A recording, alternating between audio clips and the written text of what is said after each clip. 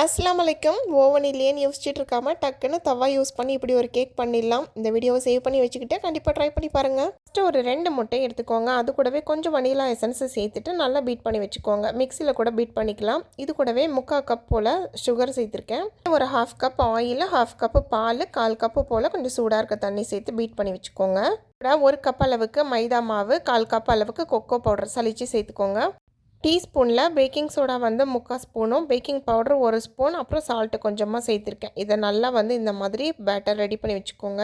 பாத்திரத்தில் பட்டர் நல்லா தடவிட்டு அதில் கொஞ்சமாக மைதா மாவு இந்த மாதிரி சேர்த்து டஸ்ட் பண்ணி எடுத்துக்கோங்க. இதில் நம்ம ரெடி பண்ணி வச்சுருக்க பேட்டரை சேர்த்துக்கலாம். தவாவை ஒரு 10 நிமிஷம் ப்ரீ ஹீட் பண்ணி வச்சுக்கோங்க. அது மேலே இந்த பாத்திரத்தை தூக்கி வச்சுடுங்க. ஒரு 30 மினிட்ஸ் கழித்து இந்த மாதிரி ஸ்டேஜில் இருக்கும். அப்போ கல்லுப்பு ஒரு பிளேட்டில் சேர்த்து ஒரு 5 நிமிஷத்துக்கு சுட வச்சு அதை அப்படியே அந்த கேக் பாத்திரத்து மேலே வச்சுருங்க. 10 நிமிஷம் கழிச்சு செக் பண்ணிங்கன்னா சூப்பரான சாக்லேட் மொய்ஸ்ட் கேக் ரெடி. கண்டிப்பாக ட்ரை பண்ணி பார்த்துட்டு எப்படி இருக்குன்னு சொல்லுங்கள்.